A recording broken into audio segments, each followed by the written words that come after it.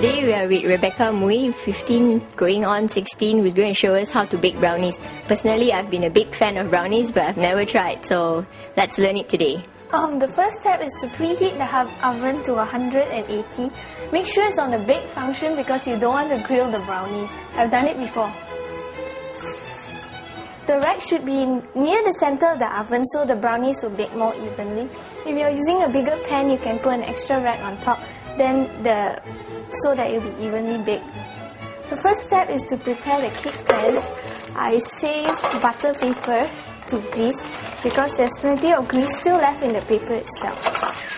You have to cut 2 parchment rounds out of tracing paper or any kind of parchment paper that will help the cake release from the pan. You can also use a spray if you don't have extra butter papers.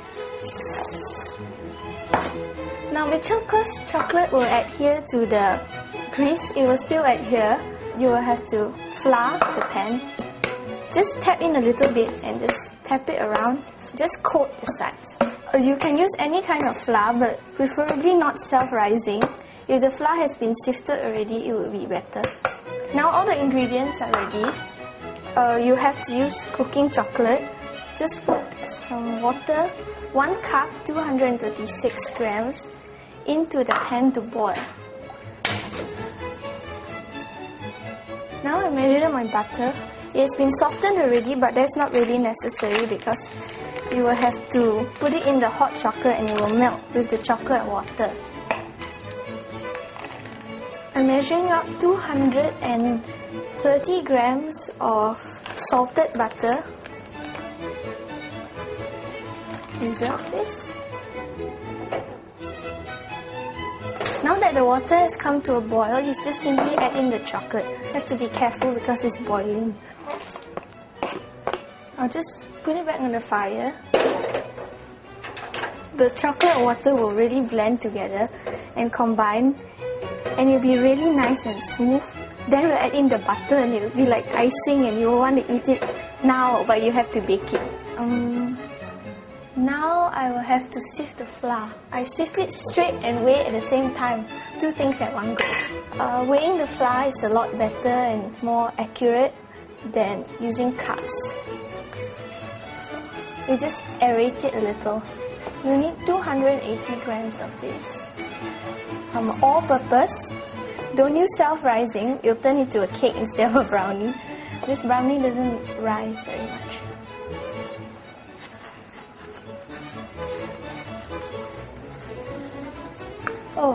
I'll go and check the cake.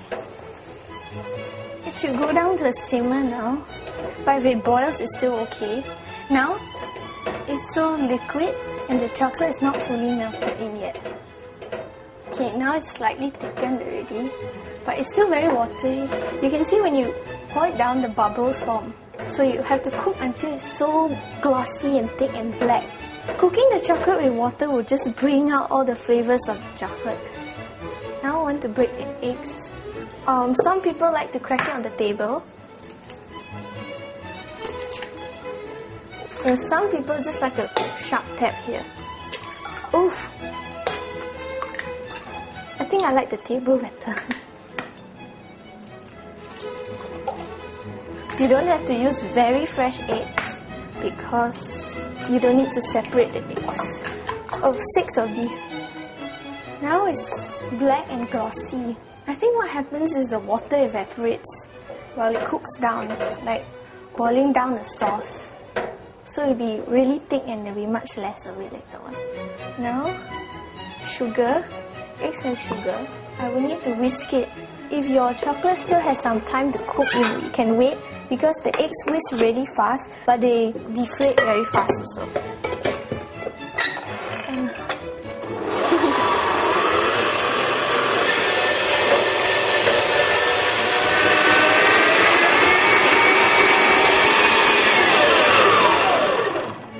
It's not done yet. If the eggs will have been all foamed up, much thicker, but if you don't have a mixer to whisk it, you can just whisk it by hand, but it takes so long.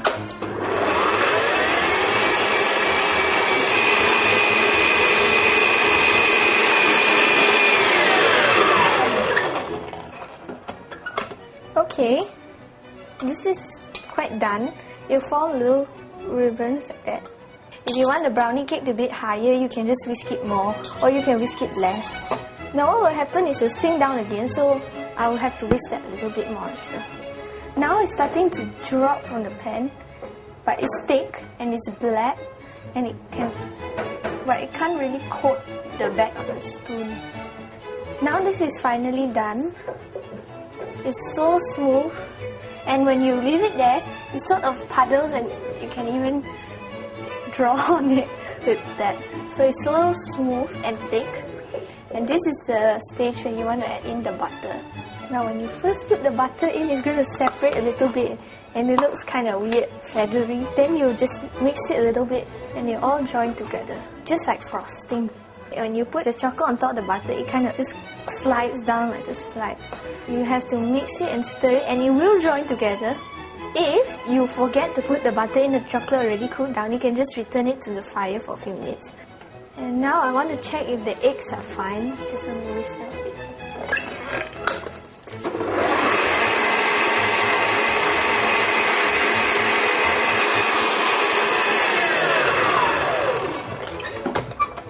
The minute it's done, the bubbles should start to rise to the surface slowly. You want to check underneath, just in case the top is done. It can form into ribbons. Now I just want to add the chocolate chips to the flour so that we can mix it all together. But you don't have to mix it, you just add it in together. Okay, now this is mixed. You can see that it's so glossy, it's so smooth, and just drips down like that. Okay.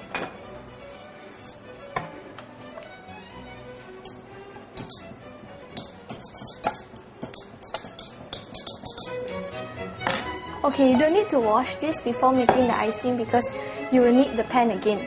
And it didn't have raw eggs, so it's safe to use for icing.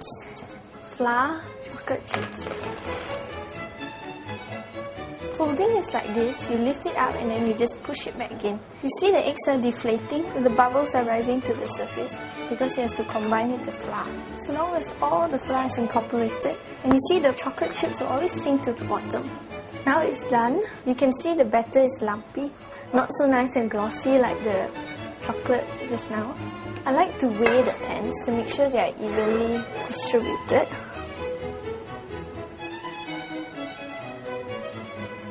About 500 grams each. If you leave this here, you burn the sides. You have to prepare cake strips to prevent the cake from doming. Then you can't layer it. So you just have to take newspaper, fold it in half, and then in thirds. You just want to make sure they're the right height. You need about 4 pieces, unless you're using a Chinese newspaper because they are much longer.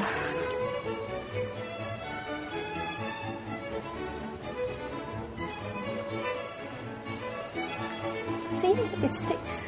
If you wet it enough, it will stick.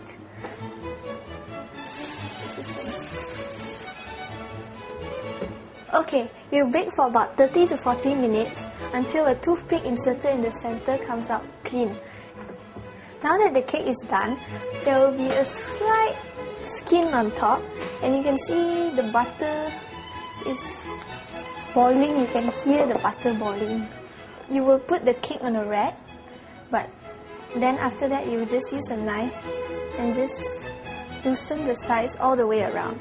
You can overturn the cake while it is hot.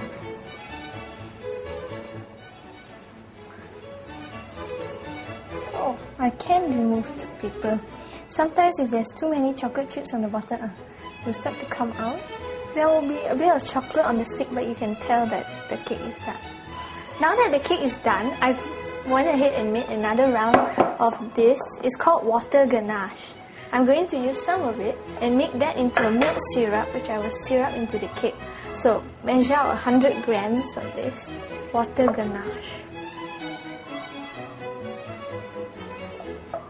About there.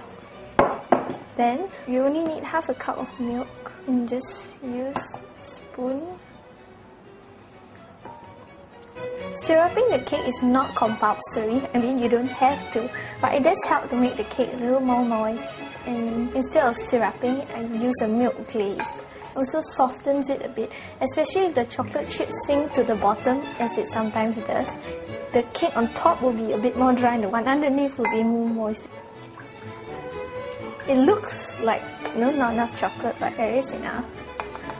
Now, to this, you want to add just what's left of the butter so that it will be glossy and easier to spread onto the cake.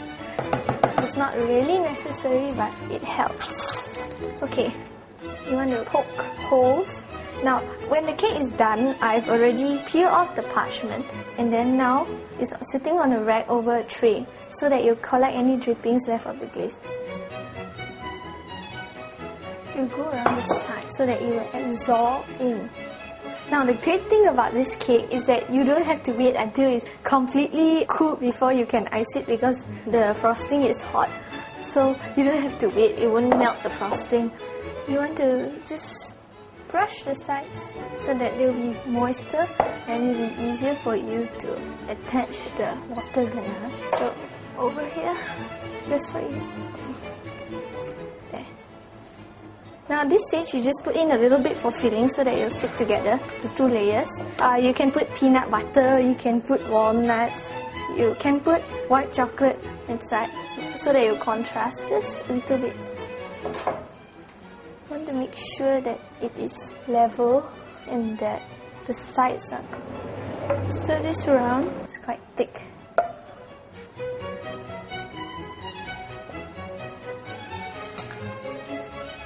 This is a straight icing spatula. If you want to coat the sides, then do. The sides are all coated now. Done. I'm just going to arrange a few white chocolate curls to contrast with the dark ganache. You can put sprinkles, you can put flowers. Now I pre-made some chocolate roses, so I'm going to put them in the center. And this is a brownie cake.